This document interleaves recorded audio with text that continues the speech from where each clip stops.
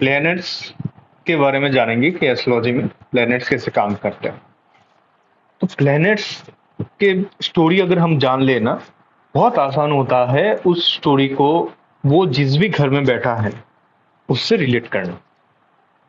This is very easy to predict और analyse, आप कह सकते हैं,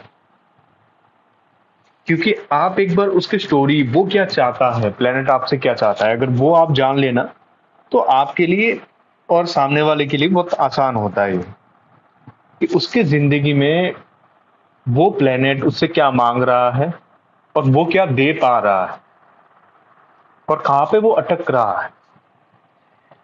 तो हर वो प्लेनेट ना एक्चुअली भगवान विष्णु के एक एक अवतार है। तो अगर हम जाएंगे भगवान विष्णु के अवतार की ओर, तो हमें पता है कि सबसे पहला जो अवतार है वो है मत्स्य अवतार। मत्स्य अवतार केतु को दिखाता है। केतु आप देखिए स्कॉर्पियो को रूल करता है, कुछ मिस्टीरियस है। तो वो स्टोरी आप उठा के देखिए, वो जो मछली मिला था राजा को, वो ना एक मिस्टीरियस था। हर अगले दिन ना वो अपने साइज में बढ़ जाता था। तो केतु जिस भी घर में आपका बैठा हो वहां पे सरेंडर मांगता है, वहां पे आपको सरेंडर करना पड़ता है, क्योंकि सारी चीज ना वहां पे खत्म होने वाला है।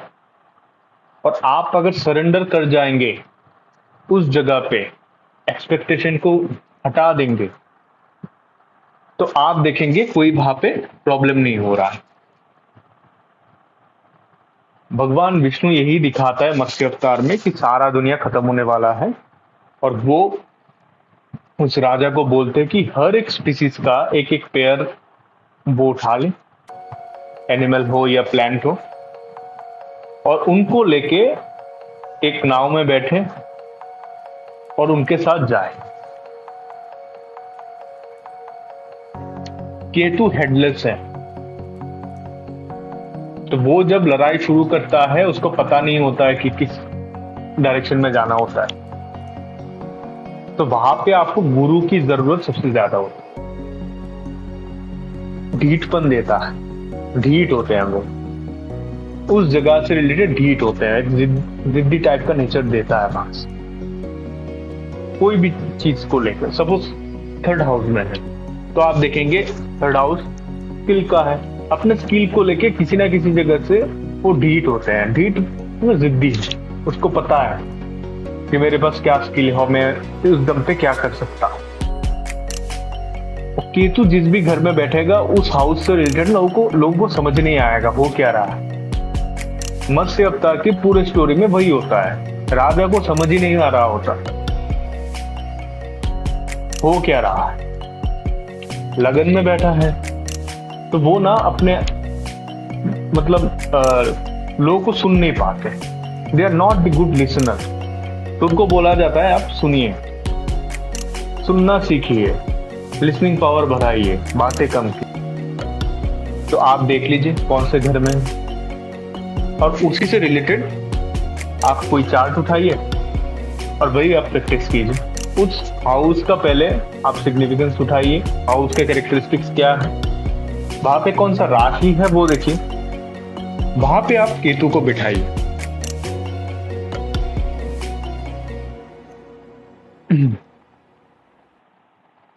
तो उसके बाद आता है कूर्म अवतार।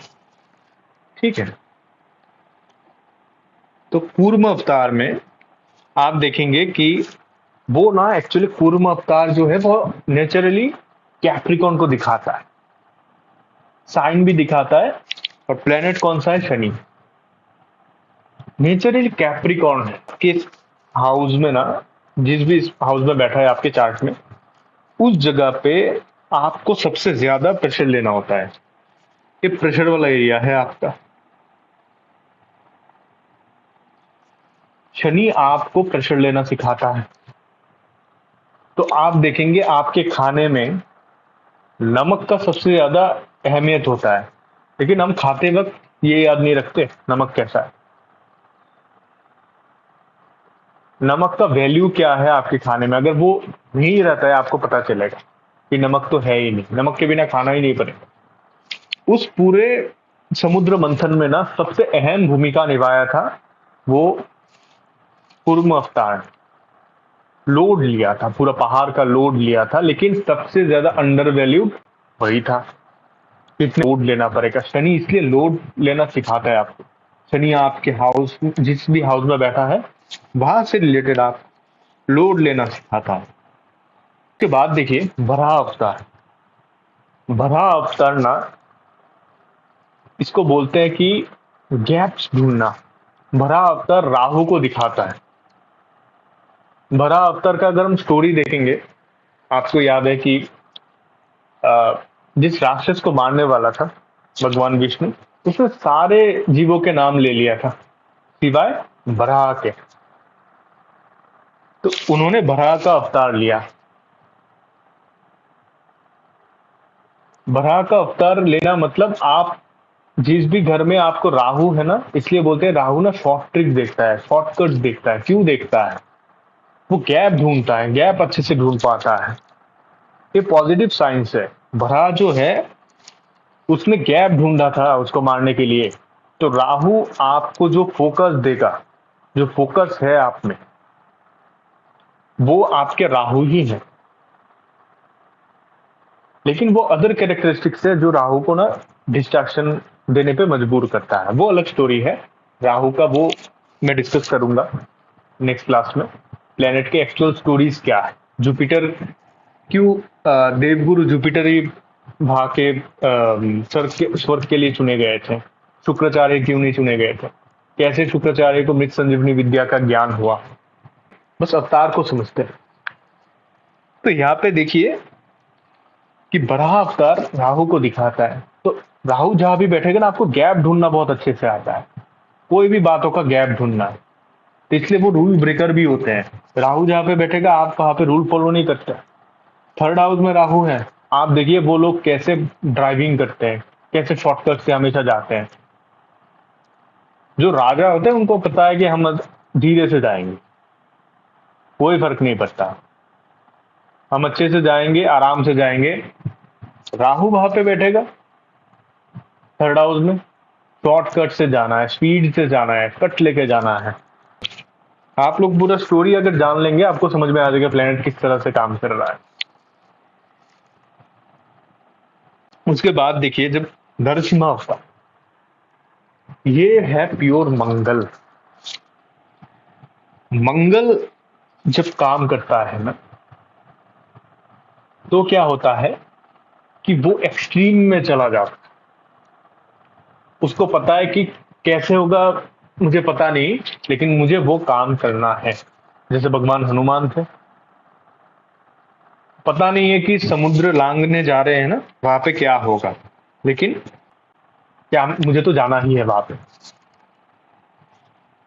तो नरसिम्हा अवतार मंगल को दिखाते हैं, एक्सट्रीम एनर्जी, हाई एंगर, बहुत ज्यादा गुस्सा, एक आग दिखाना। आपके अंदर जो बॉडी का हीट होता है वो मंगल है। तो वामन अवतार में क्या हो रहा है कि वो गुरु को दिखाता है, जुपिटर। वामन अवतार में भगवान विष्णु एक वामन का रूप लेके भगवान सॉरी राक्षस बलि के सामने गए थे, वहां पे शुक्राचार्य भी था। तो गुरु का ज्ञान ना कभी छुपाया नहीं जा सकता। आप कितना भी अपना आकार बदल ले, अपना रंग बदल ले, कुछ भी कर ले, वो आभा होता है। इसलिए बोलते हैं जुपिटर जहां भी बैठता है ना वो भला ही करता है हमेशा। वो एक्सपांड करता है चीजों, क्योंकि उसके अंदर अंदर से एनर्जी निकल रहा है, एक आभा निकल रहा है। उस आभा की वजह से ना लोग उसको पहचान लिए। शुक्राचार्य को समझ में आ गया था कि भगवान विष्णु है, उसका आभा नहीं छुप रहा है। आपका ज्ञान का आभा कभी छुपता नहीं है। आप देखेंगे जितने भी बड़े ज्ञानी लोग हैं ना, वो अगर आपके सामने बैठ बैठ भी जाएंगे ना, आपको पता चल जाएगा कि बंदा ना कुछ है उसके अंदर, कुछ अलग बात है। वो आभा होता है ज्ञान। वो आपके चेहरे में दिखता है, आपके मुस्कान में दिखता है। तो जब गुरु अपना पद दिखाता है तो वो सब वहां पे दिखाता है कि उसने 3 पदों में सारे ब्रह्मांड को ले लिया था, तो 2 पदों में, और तीसरा पद मांगा था राजा बलि से, और उसको पाताल भेज दिया। तो गुरु इससे वो दिखाता है कि जिस भी घर में आपका ना जुपिटर बैठेगा, उस घर को वो दबाएगा। उस दबाने की वजह से ना आपका उस घर का जो कैरेक्टरिस्टिक्स है वो थोड़ा वो डिस्ट्रॉय करेगा। वो अपने भारीपन की वजह से ना वो हाउस डिस्ट्रॉय करता है, उसका एस्पेक्ट अच्छा होता है, लेकिन जिस भी घर में बैठेगा उस जगह से रिलेटेड उस हाउस को कहीं ना कहीं से डिस्ट्रॉय करेगा, बहुत सारे कैरेक्टरिस्टिक्स। ये जरूर देखा जाता है। उसके बाद आप जाएंगे, देखिए परशुराम। परशुराम शुक्र का अवतार है। वीनस, इसके बारे में, जुपिटर और वीनस के बारे में मैं नेक्स्ट क्लास में आपको डिटेल में समझाऊंगा, कैसे वीनस ना, वीनस सिर्फ लग्जरी या हैप्पीनेस नहीं है। वीनस जाके पाइसिस में एग्जॉल्टेड होता है। क्यों होता है? आप देखिए भगवान परशुराम ने सारे चीजों को ना, मतलब पृथ्वी 21 बार क्षत्रियों को खत्म किया, उसके बाद गुरु बन के कहीं दूर बैठ गए थे। वो भगवान शिव के आराधना में चले गए। तो ही इज द बेस्ट गुरु। शुक्र के स्टूडेंट हमेशा एक्स्ट्राऑर्डिनरी निकलते हैं। आप परशुराम के तीनों शिष्यों को देख लीजिए, भीष्म, द्रोणाचार्य और कर्ण, एक्स्ट्राऑर्डिनरी है, अपने आप में एक्स्ट्राऑर्डिनरी है। तो शुक्र जाके क्यों पाइसिस में एग्जॉल्टेड हो रहा है? इस हिसाब से तो उसको कैप्रिकॉर्न या 11th हाउस में एग्जॉल्टेड होना था कर्म की जगह पे, क्योंकि भगवान परशुराम ने तो 21 बार क्षत्रियों का विनाश किया था। हाइट दिखा रहा है, क्योंकि वीनस ना उन सारी चीजों को भोग के आता है, उसके बाद उसको समझ में आता है कि परम सुख स्पिरिचुअलिटी में है, चीजों को छोड़ने में है, दान करने में है, वो रियलाइजेशन आना। इसलिए वीनस जब भी पाइसिस में होता है, 12th हाउस में होता है, उनका अट्रैक्शन लग्जरी की ओर देता ही है, क्योंकि उसको वो चीज खत्म करके फिर आना है ना। डायरेक्टली कोई स्पिरिचुअलिटी में नहीं जा सकता है, वो शायद दिखावा करे लेकिन वो फीलिंग नहीं आएगा अनटिल एंड अनलेस उसको समझ में आ जाए कि मेटेरियलिस्टिक गेन क्या होता है, स्पिरिचुअल गेन क्या होता है। इसलिए वीनस को पाइसिस में एग्जॉल्टेड किया गया, गुरु के साइन में ही वो एग्जॉल्टेड होता है। सेजिटेरियस में भी तो एग्जॉल्टेड हो सकता था, लेकिन सेजिटेरियस में नहीं हुआ, पाइसिस में जाके हुआ। तो उसके बाद आता है भगवान राम। देखिए भगवान राम जब अवतार लिया ना, तो वो ना सूर्य को दिखा रहे थे। वो प्योर सन होता है, प्योर सन, अपना एथिकल वैल्यू, कैरेक्टर, उसी के बारे में है सारा चीज। राजकार्य एक चीज है, जब भी राजतंत्र में या आप राजकार्य में जाते हैं, आपको ये देखना पड़ेगा आप किन चीजों को चुनते हैं। बोलते हैं कि अगर सूर्य को चुनोगे तो आपको प्रेम से आप बिछड़ जाएंगे वो उससे, वो प्रेम का जो शीतलता है वो आपको नहीं मिलेगा, वो मून है। और दोनों ही अगर आप बैलेंस करने जाएंगे ना, आपको कुछ दिखाई नहीं देगा, क्योंकि सूर्य और मून जब भी एक साथ होते हैं, मतलब आपके चार्ट में अगर सूर्य और मून एक साथ है, तो आपको समझना है कि आपका जन्म ना अमावस्या में हुआ, तो उस हाउस से रिलेटेड आपको कुछ दिखाई नहीं देगा। सूर्य के प्रकाश ने चंद्रमा को ढक दिया। तो भगवान राम सूर्य को डिनोट करते हैं।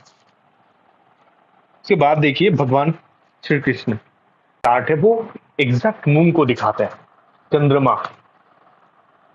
चंद्रमा कैसा होना चाहिए आपके चार्ट में, कैसा है वो भगवान श्री कृष्ण है। उस हाउस से रिलेटेड सबसे ज्यादा दुख आपको मिलेगा जरूर, वो चाहे एग्जॉल्टेशन की पोजीशन पे ही क्यों ना हो। ऑलरेडी डिस्क्राइब किया था कि वो कैसे मून को दर्शाता है, एग्जॉल्टेड मून ही टॉरस का लगन है, वहां पे मून बैठा है, वो एग्जॉल्टेशन में। तो मून ना श्री कृष्ण को दिखाता है, तो मून जिस भी हाउस में बैठेगा ना आपके, वहां से रिलेटेड आपको प्रॉब्लम आना है, वहां से रिलेटेड आप हमेशा इमोशनल टर्बुलेंस में रहेंगे, चाहे वो एग्जॉल्टेड ही क्यों ना बैठा। थर्ड हाउस में है आपके नेबर से, आपके सिबलिंग से, हमेशा आपको एक इमोशनल ट्रॉमा रहेगा जरूर। सिक्स्थ हाउस में है लाइफ, लव लाइफ से, वहां से आपको एक ट्रॉमा मिलेगा, शायद वहां से आपको इमोशनलेस बना दे। हाईली डिप्लोमेटिक, लोगों के इमोशन के बारे में सोचना, उनको एनालिसिस करना, ये जो मेंटलिज्म करते हैं ना, मेंटलिज्म का जो ट्रिक है वो मून से ही होता है। मून एंड मर्क्यूरी दोनों है। और मर्क्यूरी कौन है? भगवान बुद्धा। मर्क्यूरी बुद्धा है, बुद्धि। एट द एज ऑफ 29 भगवान बुद्ध ने अपना घर छोड़ा था, और एट द एज ऑफ 29 आपकी लाइफ में बुद्ध जिस भी घर में बैठा है, उस हाउस से रिलेटेड कोई ना कोई मेजर इवेंट आपको आपके साथ होगा, जहां पे आपको कुछ ना कुछ छोड़ना पड़ेगा, वो भी बुद्ध से रिलेटेड।